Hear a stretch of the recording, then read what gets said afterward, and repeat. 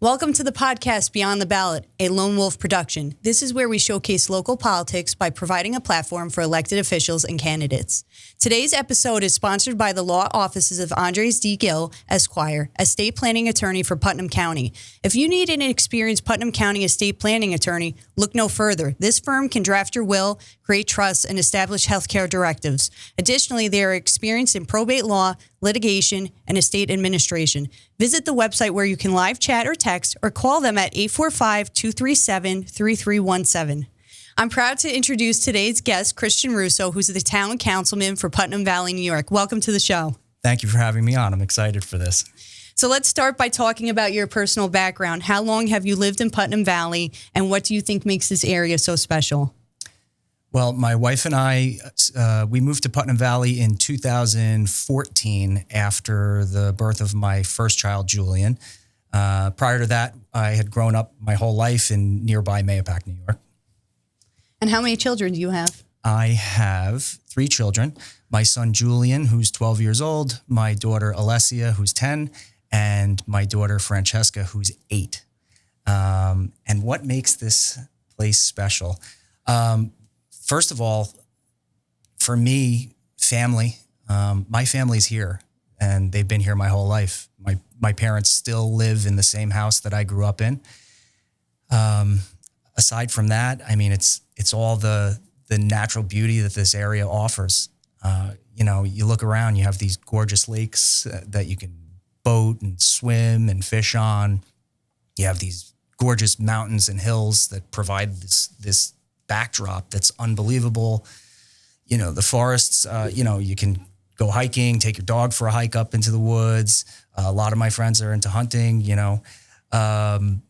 and I think the location and how close it is to New York City is very important. You have a lot of people who commute from Putnam County down to the city. It's just an hour away, provides for plenty of jobs and opportunities down there, as well as entertainment. You have Broadway, you have the Statue of Liberty, the Empire State Building. And then for my family, we're big skiers. So, a couple hours away, you have the Catskills and the Adirondacks.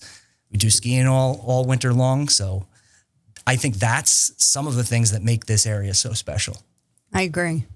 Do you have any specific mentors or role models that have made a difference in your life? Obviously, my parents. I grew up in a household where my mother and father were 2 hardworking people who moved from Yonkers up to Mahopac just before I was born. They brought me up to, work hard, get a good education. They taught me to look people in the eye when you speak to them. They taught me family values. So they were tremendous mentors, obviously, in my life. Professionally, a gentleman by the name of Terrence Murphy, who you guys may know the name. Mm-hmm. Terrence was a former state senator for New York State. I met Terrence when I was about 15 years old. I had been suffering from pretty severe neck pain and some shooting pain in my arm. And somebody had recommended Dr. Murphy, because he's also a chiropractor, to my parents. They said, why don't you bring your son to Dr. Murphy, see if he can help him out? And Dr. Murphy ended up alleviating my pain, and I felt fine after. And he eventually was the reason that I became a chiropractor in my professional life.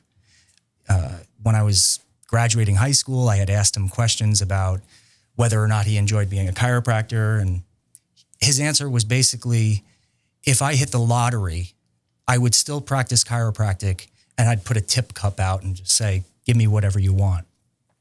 So he helped me apply to chiropractic school. He wrote me a letter of recommendation for chiropractic school. And after graduation, he provided me with an area to begin my practice. I was an intern in his office up until graduation. And then he advised me to start slow, go get a job working for somebody in the meantime, just to get an income. And I was working a couple of days a week out of his office trying to build my own practice. And he taught me how to get the practice running, how to manage multiple patients at the time. So he was a very big mentor in my life professionally as a chiropractor. And ironically, in 2017, he was currently sitting as a New York State Senator, and he contacted me and told me that he had switched his practice to part-time because his obligations. His responsibilities, he had a lot of obligations. So he asked me if it would be okay to move his practice into my practice. And I said, absolutely, because, full circle. Wow. And he moved in with me, and that ended up being the beginning of my sort of political aspiration. Basically, after treating patients at the end of every day, we'd talk about what was going on in town. I talked about how expensive it was. At this point, I had owned my house in Putnam Valley, so the taxes I noticed were getting higher and higher, and I was concerned about it. My patients would talk about how expensive it is around. So he spoke to me one evening and he said, why don't you try to run for your town board? I was like, I never thought about it. And he said, you'd probably be a great candidate. You spend your day talking to people. You have to listen. You have to come up with a plan on how to take care of the problem. You'd be a great person to run for town board. So he introduced me to some people, and that was sort of the beginning of my wow political career. That's crazy how one person could just make such a significant impact and shape the trajectory. I can't say the word right now. Trajectory of your life. Yeah. That's amazing. Yeah. Really. I had no idea. No. So when you see me, just, because you said you're a chiropractor, when you see me, because I have such a bad posture, you look at people like, that person, that guy, he has a bad posture. You look at people's postures? I do. I watch people walk down the hallway and say, oh, he's leaning to the right. So. Yeah. Well, you don't want to look at me because I'm terrible. I'm terrible, really. So my next question, which I don't know if there's anything else you could add, it was going to be, saying something that people would find interesting about yourself or something that people might not know. But now I learned you're an avid skier. Yeah. Terrence Murphy was a huge, significant mentor in your life that shaped you, your profession at a very young age. You fell into it and, helped with your practice thrive. And, I don't know. Do you have anything that you'd like to add?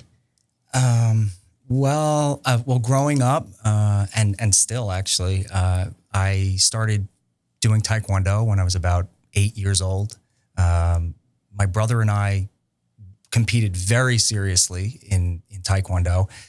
I hold a 3rd degree black belt. I won the New York State Championships 6 or 7 times. I won national championships twice. I currently still train. All of my children go there. Ironically, my wife and I met at that Taekwondo school. Wow. She also has a 3rd degree black belt. So I have to watch what I say to her, or I'll pay for it. So watch out. You're dangerous. So my next question, it's my understanding, so the position of town councilman is a part-time position. We already spoke. You're a chiropractor. Mm-hmm. I asked you this right before we started recording. Do you think that you're a business owner and you have your own practice, and people obviously know that you're on the Republican and the conservative ticket? Does that in any way impact or affect your clientele? Do people hold that against you, or No. So as I said to you, it hasn't had any effect on my practice at all. Occasionally, somebody will ask me political questions in my office because they know that I serve on the town board for Putnam Valley. And if it's a question where I feel like it's irrelevant to being on a town board, I'll just say, listen, that's a federal issue. as a town board member, I don't vote on those types of issues. I have no say in those issues. My job as a town board member is simply to try to keep the budget at a fiscally conservative number, to write or change laws that need updating or improvement, work with town code to try to make maybe the town code easier for a builder to put an addition on a house or things like that. But I haven't had any issue where somebody didn't want to see me anymore as a doctor because I was on the town board, even knowing which party I was affiliated with. So, no. So how long have you served on the Putnam Valley board? I was elected in November of 2021 and sworn in January of 2022. So this is my 4th year on the town board, and obviously up for re-election in November. Mm-hmm. And so you said Terrence Murphy, he's the one that initially caused you or motivated you to run. Were there any other things that motivated you to run? Yeah, as I said, in my office, much of my day is speaking with patients. So as a chiropractor, you don't just see a person once, usually. You see them multiple times, maybe 3 times a week for 4 weeks. And because of that, people start to they feel comfortable with you. They start these conversations that continue from Monday's visit to Wednesday's visit to Friday's visit. And there would be people that would make a comment like, "Oh, my tax bill is due. And this is getting out of control. I can't afford to live here anymore. I'm thinking about selling my house and moving to South Carolina, Florida, other places where the taxes were lower." And this was a repeating topic over and over. So, in fact, I hear it from my parents. As I said, they're still in Mahopac, and I hear the same thing from my parents. So I was having this conversation with Dr. Murphy and saying, "God, everybody is just fed up with the taxes." And he said, "Listen, it's very expensive to live here, and the spending is out of control, and we need people who are going to take a look at the budgets the way that you and I do, him and I, with our small businesses." Your practices, yeah. Right. He said, "When you started your practice, you had nothing. You started from scratch, and you had to make some big financial decisions. What equipment do you get? How big of an office do you get? What's absolutely necessary to get that practice moving? And until you're generating revenue, you have to decide what's needed and what's wanted." So that was a big decision there. So I think it's important to note that as a small business owner, you work on tight margins, and that translates very well to a town board position where you look at what needs to be purchased and what do you want to purchase, So what other responsibilities do you have as a town councilman? Well, as a town councilman, it's your job to try your best to represent the constituents in that town. So if people come to you with a concern regarding some issue with a law or a zoning code, you're supposed to hear those concerns. Mm-hmm. And collectively, as the town board, you should try to address those concerns and obviously interact with the public and determine what's the best course of action to fix this problem. So that's one part. 2, it's creating a budget. So as we talked about, you want to do what's financially best for the people of your town. You cannot just spend money out of control. Otherwise, you're going to start forcing people out of the town. I mean, you're seeing record numbers of people leaving New York to go to other states. And I would love to try to slow that. I want my parents to stay. I want to stay. I want my children to grow up and stay. So budgetary things, and obviously, coming up with resolutions and passing resolutions to try to make changes for the town for future. You got to look at the future. What needs to be updated, what needs to be changed so that Putnam Valley changes with the times, but you want to keep the town the way that it is. Right. You want it to still be this beautiful area with open space that's not overly crowded. Right. That's a big part of why I stay here.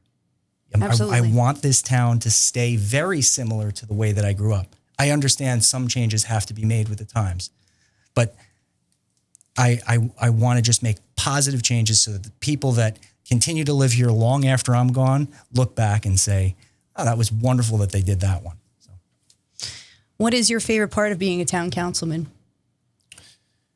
I'd say sort of what I was just saying.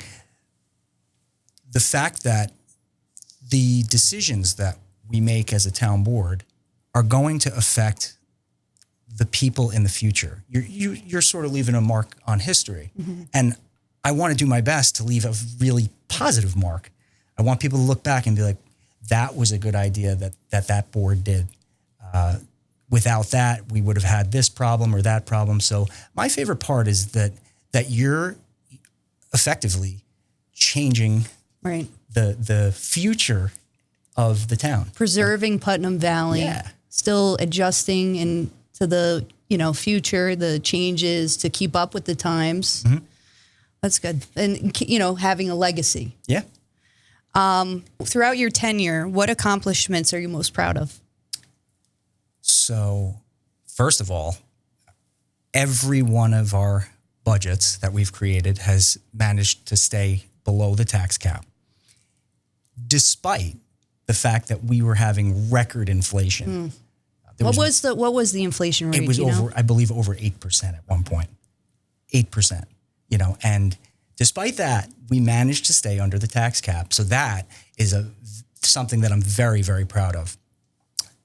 Another thing that I'm very proud of is the fact that this town board hired a grant writing company to come into our town. The company's called Millennium Strategies. And we looked at it in the beginning, and I believe that the cost for the grant writing company is, I believe, about $3,000 per month. Okay. But how much revenue? Yeah. So what I'd like to point out is that over the span of them being our grant writing company, we've brought in over $7 million in grants. $7 million. And those grants were used for all sorts of things, rebuilding culverts and drainage and projects that were done to make the town camp usable year round, all sorts of things. And that's a big accomplishment that I'm very proud of. Another one is we voted into law a short-term rental law. And essentially what that is there were a lot of people who were Airbnb-ing and VRBOing their homes. And up until we did this, there was no regulations on that at all. But also, so what we did was we created some regulations that now made the people who were doing this have to fill out a permit, put it into the town, and if there was an emergency that happened, let's say, there was a fire, we now have a way to contact the owner of the house to tell them. If the road was being blocked, like a small one-way road was being blocked by vehicles, and we can't get an ambulance or a fire truck through, we have a person that we can contact now. We created, there's an inspection that has to be done annually, like a fire inspection. Just make sure the smoke detectors are working. Some of this stuff is just for safety reasons. But one of the best things is that there is an occupancy tax that these platforms collect when someone books a room for the night. So that occupancy tax is paid by the person who wants to rent the house, and that occupancy tax comes back to the town of Putnam Valley. And in a town like Putnam Valley where there's very little business, this is one way that we can generate another source of revenue for the town. And how much, if you had to put a figure on it, what do you think it's generated? So this all just started, and I believe we just received a check for approximately $30,000. So that's our first check that we've received. So I think that's great. You know, when we're working with really, really tight budgets, if we're going to start seeing checks like that coming in, this is going to be helpful. Another big thing that I'm proud of was I was down at the Putnam County Courthouse along with Jackie and the rest of the town board. We fought this one together. Yes. We went down there and we fought for Putnam County sales tax revenue sharing for the towns. And essentially what that means is when people go in and purchase things throughout the county, there's sales tax that's collected. And what we asked for and really fought for was to have a small portion sent back to each town. And the portion is based upon the population of that town. But that looks like we should be bringing in at least $200,000 a year in revenue from sales tax from Putnam County. So I'm very proud of that one too. So that wasn't done before that? No.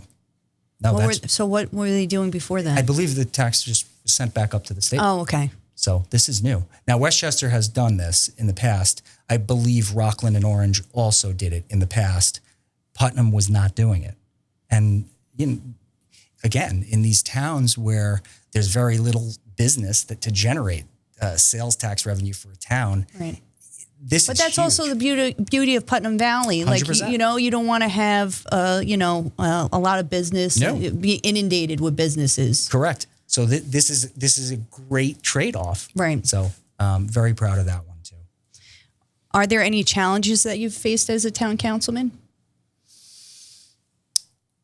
Well, one of the big ones was in July of 2023.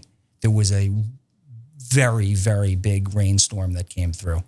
And Putnam Valley was one of the towns in all the surrounding area that was hit the hardest. I believe we got 12 inches of rain in less than a day. That's crazy. So we had bridges that were washed away, culverts that collapsed, roads that just washed away.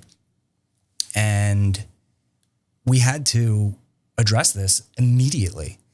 And we reached out to our state and federal representatives, and we had Mike Lawler down, and we had Rob Rollison had come down, and FEMA came in, and thankfully we were able to get all the necessary repairs done. We were able to find money, from FEMA and other grants to have all this work done with very little a burden on the taxpayers. So I think that was a very difficult thing that we handled, and we handled it well. So I'm proud of that one. If you're reelected, what goals or ambitions do you have for the future of Putnam Valley? So moving forward, obviously, I still want to continue to stay under that tax cap when we're creating these budgets. We're currently working on a committee that's called the Neighborhood Business Committee. We created this committee to essentially go out, look at certain properties throughout the town that we felt might make good mixed use type properties, essentially where you could have a small business on the first floor and maybe an apartment upstairs. Mm-hmm. And some of these properties in the past were zoned as mixed use properties or even commercial properties, but over time had been switched to residential. So we're working to sort of switch some of those back to mixed use. And so do you have to work side by side with the zoning board when you do this? Well, ultimately the town board is the one who would change any zoning. Oh, okay. And then the zoning board would oversee projects to make sure that it's everything is within compliance of that zoning code. Okay. So the town board writes the code, changes the code if it's needed. Okay. So we're hoping, that this committee can get feedback from the public, figure out what sorts of businesses do we think could work in Putnam Valley. Is it, a boutique clothing store? Is it a little hardware store? Is it a country kitchen where people can go grab pancakes on a Saturday morning? Cafe, ice cream shop. These are the sorts of things that we're trying to find. Plus, we could then provide some extra housing for people that need it, because obviously there's a shortage on housing right now, especially with the costs of houses right now. Having rentals available could be helpful for a lot of people. So that's a big thing that we want to work on moving forward. Aside from that. How about Jackie was on the show previously. She mentioned mini golf. So we are working, which I was excited about. We're working on trying to bring miniature golf into Putnam Valley, near the Oregon Corners area, which is where Peekskill Hollow Road meets with Oscawana Lake Road. We're trying to get a piece of property where we can fit miniature golf and batting cages. And what we like about this is it won't make a major change to the landscape of the community. However, if you're bringing people in to play miniature golf or hit some balls, the parents can step across the street, grab a cup of coffee, run into the hardware store, the things that we're talking about doing. So this is a big plan that we're trying to even generate even more money. Yeah. So the hope is that by having something to draw people, it will also help build the businesses in that downtown area. Yeah. So I just want to take a moment to kindly thank the sponsor of today's episode, the law offices of Andres D. Gill, Esquire, estate planning attorney for Putnam County. If you need an experienced Putnam County estate planning attorney, look no further. This firm can draft your will, create trusts, establish healthcare directives. Additionally, they're experienced in probate law, litigation, and estate administration. Visit the website where you can live chat or text, or call them at 845-237-3317. So transparency is a buzzword for political campaigns. Do you feel that you've always been transparent and always operated in that manner? Yes, I do. When it comes to any meetings that we've held, I believe we are the first town board that started live streaming all of our meetings. Prior to us, I believe you could only watch them on channel 20 and 22 on cable, which a lot of people don't even have anymore. So there was no way to watch these meetings. So now they're live streamed. You can find them on the website. You can find them on YouTube at this point. So I think that was very important for transparency. As far as any campaign finance stuff, all of my reporting is done as mandated through the state. Those reports are available. Anybody can find that. So I believe I've been fully transparent. Before we conclude this episode, are there any other campaign talking points or a final message that you'd like to discuss? I'll just close with saying that I hope that the people of Putnam Valley have seen that I have gone above and beyond. I'm present at every event that I can be present at, and that's most of them. I've taken a lot of time away from my family to make sure that I'm always there to be representative of the people. Yeah, it's a huge commitment. Yep. We are at a time where costs have risen out of control, and I hope that people will trust me with making fiscally conservative decisions with this budget. I am not here to play party politics. I'm here to keep the costs low, keep the town safe, and hopefully help create a better future for everyone, including my own children. So I'm asking everybody, please come out and vote for me on November 4th. I'd love your support. So you mentioned the general elections on November 4th. Early voting's October 25th, I believe. Yep. Is there a website or a Facebook, Instagram account that people can visit to read more about your campaign? Sure. So I'm constantly posting on my Facebook page. You'll find me at Christian Russo, Putnam Valley Councilman.